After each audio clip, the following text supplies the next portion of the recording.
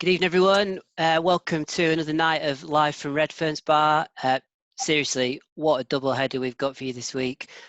First, though, let me get the standard self-PR out of the way. If you're watching on Facebook, please share this stream far and wide. Just want to reach as many Barnsley supporters as possible. If you're on Twitter, hit retweet. And if you're on YouTube, those Barnsley shirts on the washing line in the bottom right corner are actually a subscribe button. So click away and job's done. Super excited about tonight's guest. This time last year, he was still a Barnsley player and he'd just flown back from a few days in Vegas with the rest of Stendel's promotion-winning squad. And almost ever present for us last season, he made PFA Team of the Year, won the Barnsley FC Player of the Year, and it was a fitting acknowledgement for being the leader of what was the best defence in the division. Rolls-Royce comparisons are made too often in football, but in this case, I think most Barnsley fans think they're 100% right. We were all distraught to see him leave. We pined for having him back in the team, but for now we'll have to take the next hour and reminisce about those 55 games and 3 goals. So, good evening, Ethan. How you doing?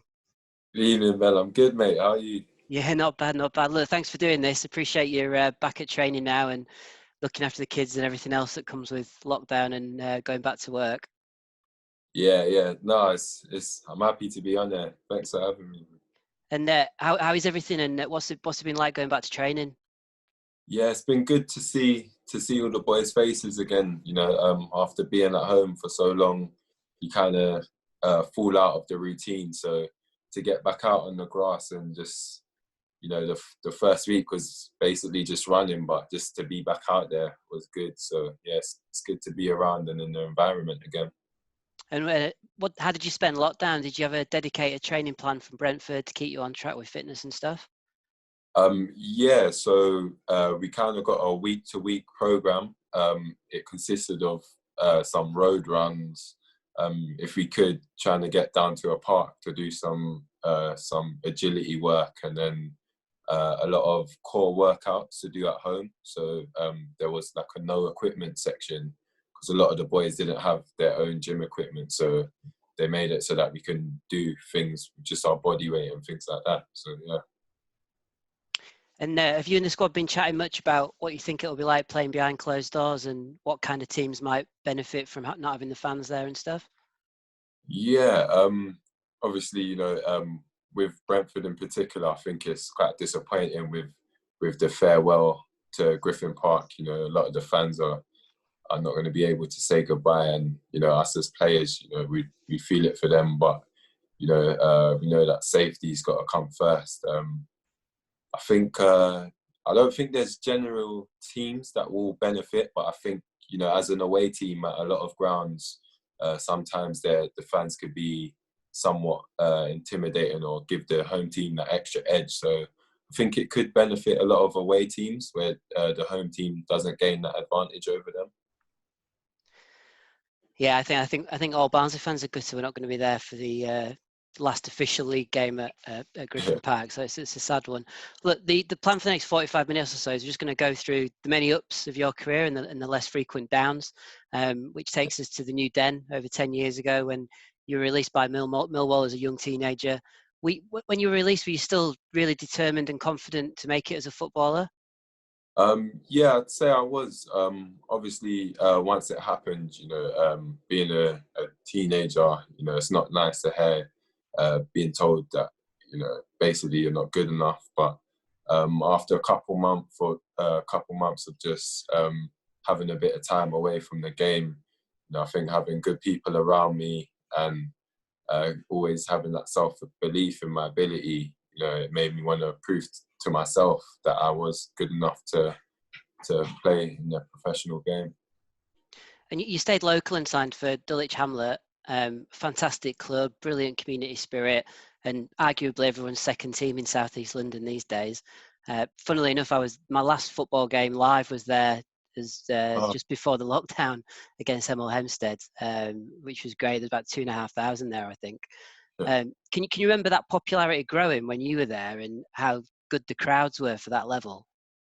Yeah, I really do. Because my first 2-3 seasons there, there used to be we'd get maybe 200-300 fans, and that would be like a decent turnout. And it wasn't really a gradual increase; it was quite a quick increase. And then all of a sudden we started regularly getting over 1,000 fans, and I think a lot of stuff that the club was involved with, like community work and things like that, really brought an attraction. And yeah, by my last couple of seasons, we were getting over 2,000 fans for most of the home games, which is incredible for that level. And Gavin Rose is the manager who's still there today, I think, and he gave you your debut. Can you remember the first time he asked you to play centre back after you'd mainly been a winger or a fullback? Yeah, I remember. It was actually in a pre-season game. I wasn't actually meant to play centre back either. I think one of the players that was meant to start at centre back pulled out of the game with an injury, so I was kind of just there to fill in at centre back. And yeah, since that game, I've kind of just never looked back. That's been my position since then. And you saw success there, and then you went from one great community club to another great community club in Forest Green Rovers. Were a lot of teams interested in you back then at that point? And how did you end up signing for Forest Green? Yeah, I think there were a few other teams, a couple that were in the league as well. But I felt, that I wanted to, at that stage of my career, I wanted to go to somewhere that I was going to continue developing and playing. And, after speaking with the manager, Mark Cooper, the way the club played and the way it was run, and, how the chairman, Dale Vince, was really invested in the club, it really made me want to be a part of it. And, they were really intent on success. And, fortunately, they were able to get the promotion that everyone was after. Yeah, it's a special club in more ways than one, dubbed the greenest in the world by FIFA. How much did you enjoy your time down there? Yeah, I really did. It was just a year, but the people around the club, the fans there as well, it's a really small club in terms of its fan base and things like that. But they really stick together. Obviously, with as you said, the green side. It was vegan. A lot of the meals were vegan, but all the boys were really open-minded and were on board with it. And yeah, it is a really good club. And you mentioned you beat Tranmere in the playoff final, and you got promoted. But then Barnsley came calling, and you made the move to Oakwell. How did the Barnsley move come about? Had we been showing interest in you throughout the season? Well, as the seasons are playing, I kind of just always want to focus on just playing. And, my agent, he knows what I'm like. He knows that I don't really need to be reassured about things all the time. So he kind of just lets me get on with playing, and then he kind of takes care of the other side. And yeah, he did mention it to me. And, when I went and spoke to Heki, the meeting we had, it was really personalised to me. And, I really felt that it was a club that really wanted me there, and he made me feel like he really wanted me to be a part of the club, and that really sold it to me. And yeah, I was really intent on coming to Barnsley after that. That's fantastic. So he didn't have to sell you South Yorkshire as a big move all the way from Forest Green. No, and obviously being in the Championship, it was a big step up. But as a player, I think we always need to challenge ourselves, and being given that opportunity to play in the Championship was another big thing. And although I think the season before they finished I think it was about mid-table. Yeah, so just below. Yeah. Yeah, so I knew, there were a lot of good players at the club, and, the chance to play and train with better players was something that I really didn't want to turn down. And you talk about jumping up in class and levels. Can you remember those first few training sessions with the first team, and which of the players were the ones that impressed you the most? Yeah, I can't specifically remember, but I do, because I think when I signed, we went straight out to one of the pre-season camps. But I do remember the pace of the play and the sharpness of players was really good. I remember doing a lot of runs out there as well. But I think just the overall level. I think the players at the back are all more comfortable on the ball. The midfielders, they're always thinking 1-2 passes ahead, and the strikers are more punishing at that level. So yeah, I really noticed the difference straight away. And a couple of people have said, because it's such a young squad at Barnsley, it's really easy to come into it and everyone gets along. Which players did you bond with first? Yeah, I'd agree with that. You know, we had a really young side there, so a lot of the boys could understand where we're all coming from. As I mentioned before, when I signed, we was straight away. I think I signed the day before we was going away, and I remember Zeki just signed as well, so I ended up rooming with Zeki. So he was like one of the first players that I got to know, and also Yids, being a young London boy as well, got along with Yids really well. But I think as a team, you know, everyone, there wasn't really like little groups here and there. It was kind of, we was all in this together. Oh, nice. And obviously it was a big jump for you, just in terms of the divisions. Did you set yourself any expectations when you first joined? So were you signing, hoping to develop into a first team player rather than getting involved straight away? No, I'd say that, you know, my aim was always to play as many games as I could. Where I'd always been used to playing a lot of games. So I did kind of want to get in and, you know, prove that I could play straight away. Obviously, it didn't work out like that. You know, there were players ahead of me that had been playing that level already and that were like more established. So I had to be patient.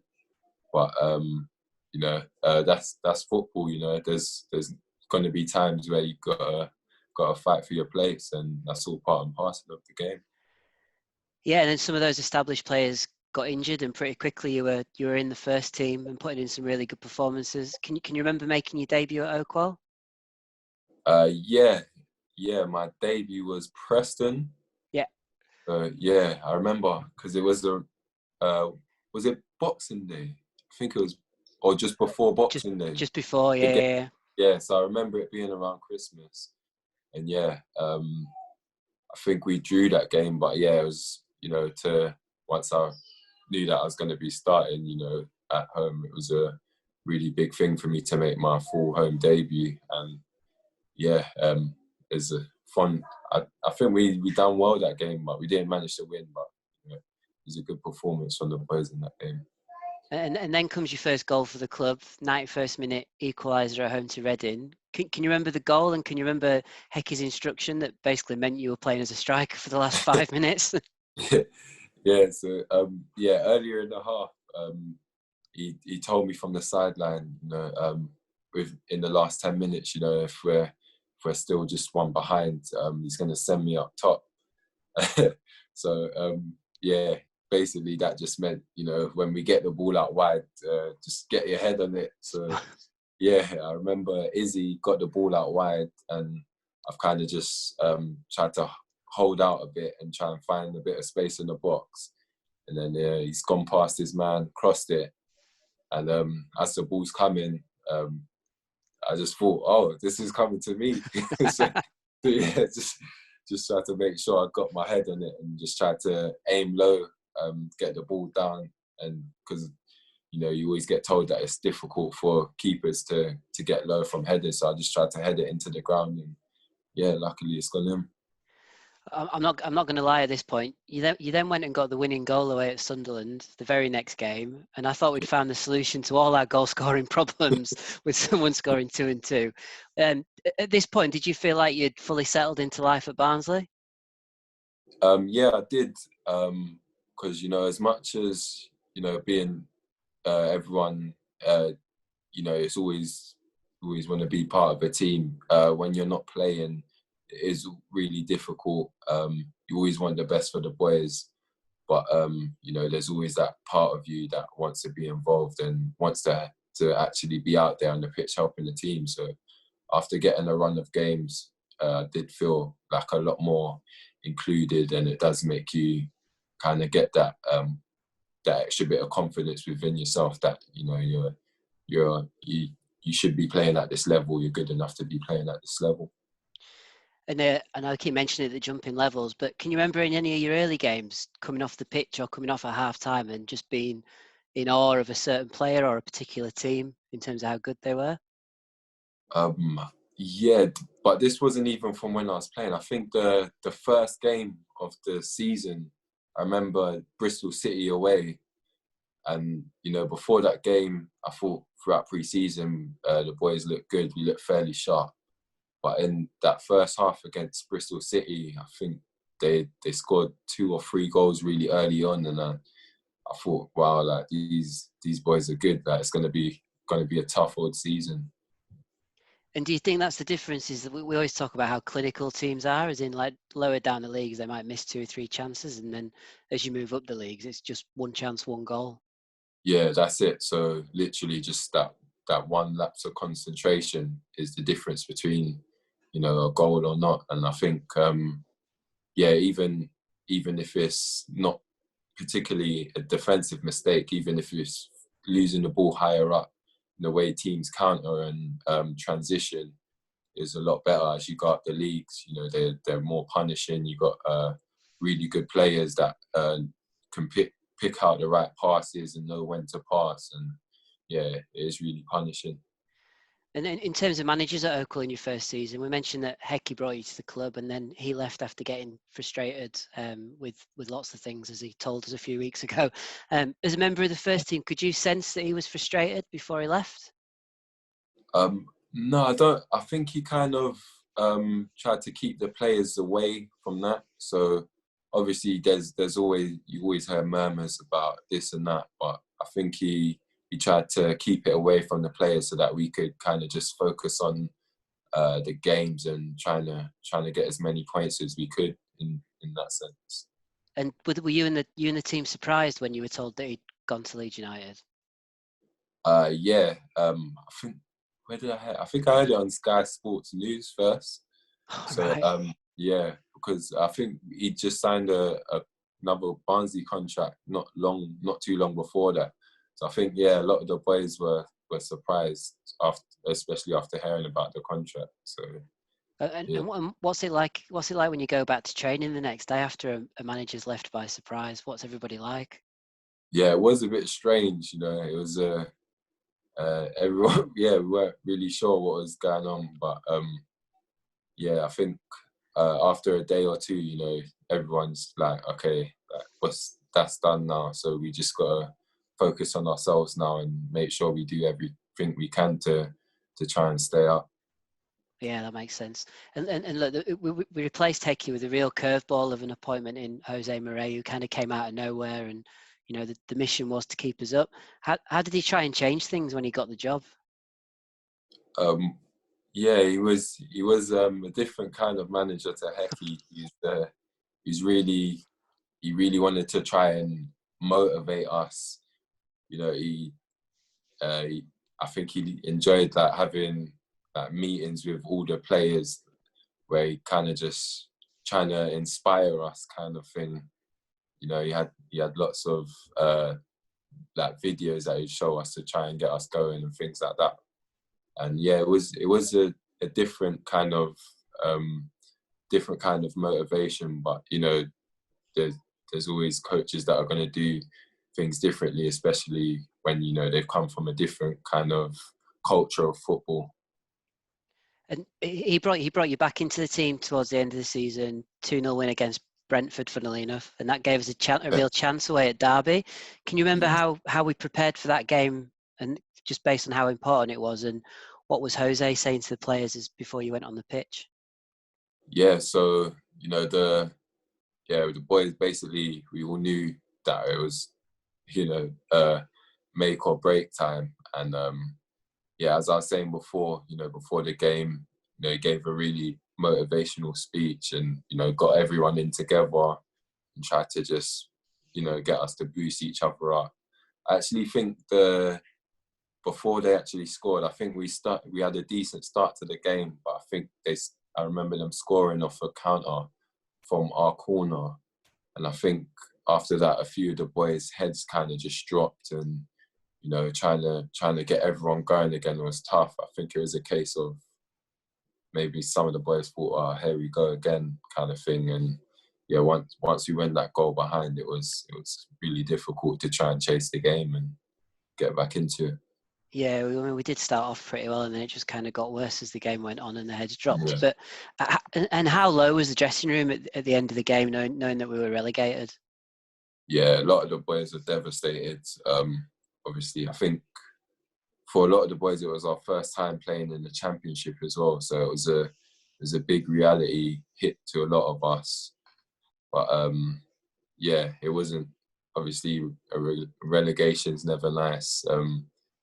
I think it was the first time for a lot of us to be relegated as well. So yeah, the changing room after, everyone was really down. But you know, the Jose tried to pick us up and try and pick everyone's heads up. But it's really difficult because the emotions are really raw at that time. And I was going to ask, did Jose do a post-match team talk and travel back with you? Because obviously it was announced quite quickly that he was moving on, and we were going to need a new manager. But did he still do the team talk after the game? Yeah, I can't remember if he actually travelled back with us or not. But yeah, he did. He talked about how he really enjoyed his time there and working with everyone, and that he felt he didn't think it was through lack of effort from the players. He felt that we all gave what we could. So yeah. And then last question on that season, just how good is Ollie McBurney as a player and as a character in the dressing room? Yeah, he's a legend. Yeah, no, he's funny, Ollie. Yeah, but yeah, when you look at him, you'd never think, because he's just so he's just laid back and he's just so relaxed. But his brain, his football brain's really good, and he always knows where to be. He's like 2 steps ahead sometimes, and his finishing as well, as I'm sure he's a really good finisher, and yeah, just got a really good football brain in him. Yeah, and he's probably the first player to win Player of the Year, even though he only joined at the end of January as well. Yeah, exactly. Look, more positive times were on the horizon, even though we've been relegated. So Daniel Stendel comes in the summer, brand new head coach, unknown to pretty much everybody. What can you remember about his approach to pre-season and trying to change the style of play? Well, yeah, I just remembering him being really, passionate and right from the off. I think one of his first team meetings, he basically had a slideshow of his high press. I think it's called the Gegen press. Yeah. And basically showing us videos of teams using the press and the formations that he wanted us to play and how he'd want us to play. And I think it was really good for the boys to see it, because it kind of gave us this fresh new feeling. And all the boys were really ready to get going straight from the off. And did he say anything to you personally about the season ahead and the role that he wanted you to play and has been successful? Not really specifically to me, but he always got on us defenders, telling us that he wanted us to be driving the rest of the team forward, and he wanted us to be the leaders and make sure the boys in front of us are always doing their jobs, because if they don't come from us, then the players ahead are usually lazier than the defenders. And speaking of someone who wasn't lazy, which was Daniel Stendel when he was on the sideline, how energetic is he? And is it almost impossible for that passion not to rub off on you as a player? Yeah, he is really energetic, and when you see him on the sideline, just really animated and full of life, it does help. It does resonate with the players, and it does help to keep us going, knowing that even though he's not out there on the pitch with us, but he's doing everything he can, and you could just see how much he wants it. And was he like that in training as well? Was he always trying to get involved and play and stuff like that? Yeah, even in training, it was the same. In our training games, you'd always be able to hear him on the side, pushing players and encouraging them, and giving little bits of advice here and there. And when there's a tackle, you just hear him shouting, yeah, because he's always just loved the energy and just getting everyone going. And one thing we could all see as Barnsley fans was how much he hated losing. How would you react to those rare defeats that we had that season? Yeah, he didn't really react particularly badly. It would be kind of a level kind of response. So he wouldn't, although he is really passionate, you could tell that he thinks about like what happened during the game rather than just going all out. And then obviously after a couple of days, so say the game was, if it's a Saturday game, we'd probably be off Sunday, and then Monday we'd focus more on it. So there wouldn't be too much focus on the loss straight after. But then by the time we come back on Monday, I think once everyone's had a chance to kind of process what's happened, then we'd kind of discuss it in a lot more detail. And in terms of the season, we started it off so fast, and we never really slowed down much at all throughout the year until getting promoted. How enjoyable was it as a defender, just marshalling the back four and having so many attacking options to give the ball to? Yeah, it was really enjoyable. Even when there were games that were really tight, that they were getting late on, we'd always have that belief that we've got the players to just produce that bit of magic, or a little bit of play between them to produce a goal. We always had that belief, and I think there were a few games where we got late goals to win us games and things like that. So it was really enjoyable, and we never really had to worry about not being able to score goals because we were quite free scoring. And it was one of those strange promotions where players and fans were mainly celebrating on their own, unless you were in the garrison with Daniel Stendel. But were you just at home with the family, keeping in touch with players on WhatsApp? Yeah, so I was literally, I had Sky Sports News on in the background, and I was just at home. And obviously, I think it was Portsmouth and Sunderland were both playing, so the group chats just plodding along. And then towards the end of the games, I think they were both. I think they both just needed not to win. I think it was, and yeah, as the full-time whistle's gone, the group chat just went crazy, and then everyone just ended up meeting up in Sheffield that same night. Yeah. Oh, did you? It's all the players went and met out in Sheffield. All the staff as well. So yeah, all the staff, the goalie coach, the physios, everyone all met up and just celebrated. Brilliant.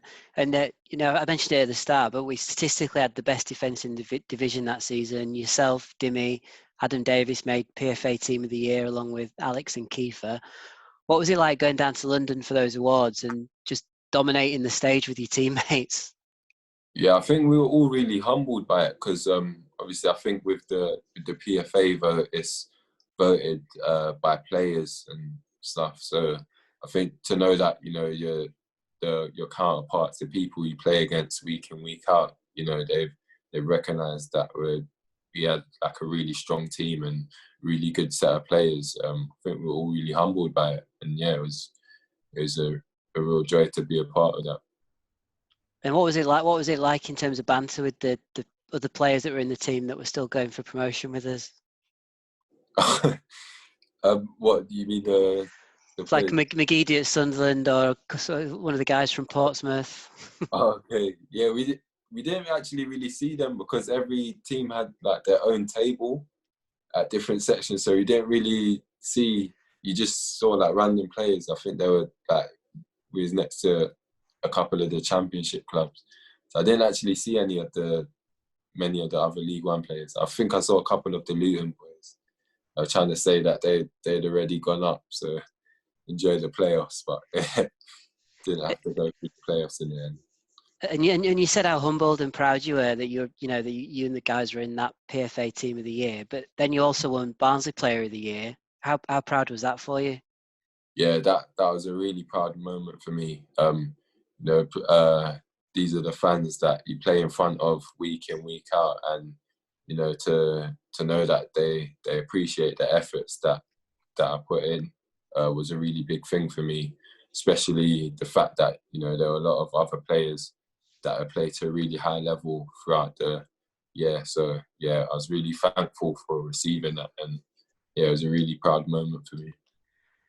And you know, for us fans watching, and like you said, for you playing, it was such an enjoyable season. What were your most memorable games that you can remember that you look back on? Most memorable. There's a few that come to mind. I'll probably say Peterborough away. I think at the time they were really close. I think they must have been above us, or they were in and around where we were.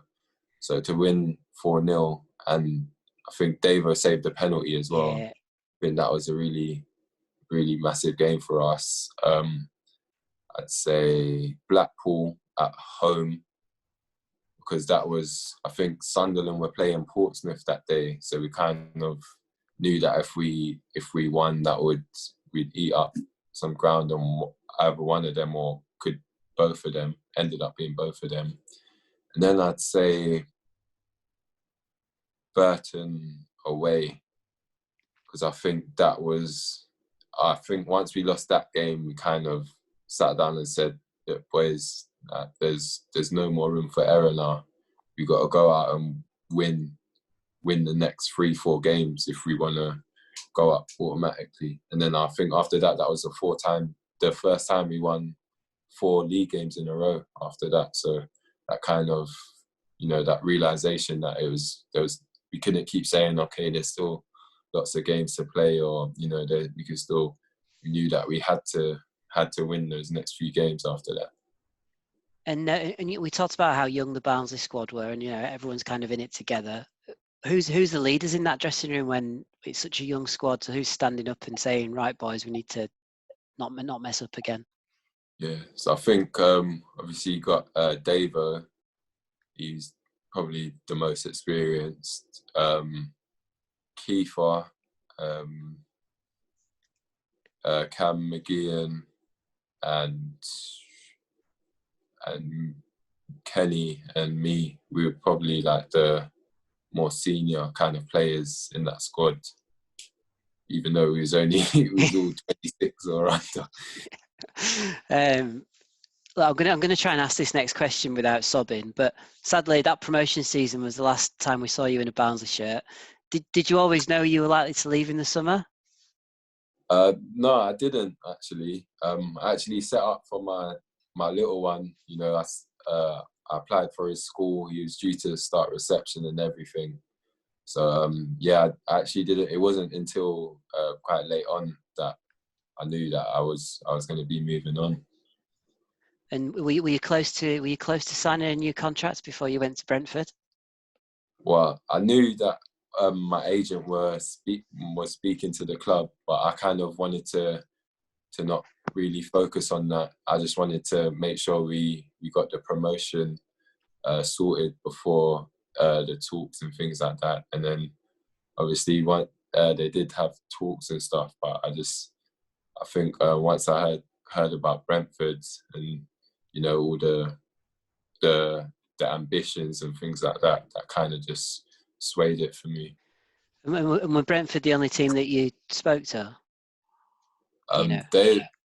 They were the ones that I was that I felt would be most suited to me. I think there was a couple other clubs that were interested, but, you know, once I knew about Brentford, obviously with the new stadium and how they've been doing the last few years and their ambitions, and where it's based back in London as well, where both mine and my partner's family, I think all those factors kind of made it make sense for me.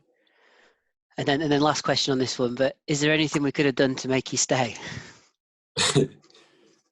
Well, I think I touched on it a bit before, the ambitions. You know, I just felt like, you know, obviously being in my first year, being in the Championship, you know, I felt that we had a team, there was a lot of new players and it was really tough. And I felt like it would have been really important to just keep hold of, you know, a lot of the squad that got us back. And I just felt like once I heard what Brentford had to say, I just didn't want to. I kind of wanted to take that next step and be competitive in the league and be trying to compete for as high as I can. Because I think as a sports person, you always want to be playing to try and win things. And at the end of the season, you want to be in and around the promotion places and try and have something to play for. And I just felt like that was the one for me. We'll close with just a few quick fire questions. So, top 3 Barnsley players that you played with? Top 3, okay. Ollie McBurney, I'd say Yids, Andy Yidam, could play left back or right back, really comfortable on the ball, really good leader as well. And then I'd say Alex Moat, in that second year, he's just unreal. And did you have a bromance or get a friend for life from your time at Oakwell? Someone that you're still in touch with every day now? Not really every day, but I think when you're in a team that does get promoted, you kind of always have that special bond with a lot of the players. So we still kind of have a group with all of us in, and I think a lot of the boys there, I still talk to from time to time. Maybe not every day, but a lot of the boys you still keep in touch. And I think once you win stuff with people, you always kind of have that special bond with them. So a lot of the boys I'm still really good friends with. And who thought they were the dressing room comedian out of that team? There's a few. Well, obviously Potsy left in January, but he was quite funny, and Zeki as well. But there are quite a few self-said comedians. And then you don't have to tell us the reasons why, but which player definitely made the most of the post-season trip to Vegas? I'd probably say Kenny. Yeah. Out there on his one leg. Brilliant. And then this is one that I think all Barnsley fans would love to know. What's Dimi Kavari really like? No, I love Dimi. He's a maverick. Dimi, he's top player. He's a good guy. I think sometimes you kind of just need to give him that little bit of urgency for him to get going. But he is a top lad, really good guy. And he's just, I don't know, I think from just his culture, he's really just laid back naturally. So I think that can show in training sometimes. But sometimes you just need to give him a little momentum boost to get him going. And then, but once he's up and running, you can't stop him. And you can answer this one with no comment. But did any of the managers ever give a team talk that was linked to a cat? No comment. Look, and then just last question. Look, what are Ethan Pinnock's final words on his 2 seasons at Oakwell? How would you sum it all up for us? Loved it down at Oakwell. Lovely club, lovely fans, lovely staff. I wouldn't change any of my time down there. And I wish nothing but the best for the club, because it is a great club.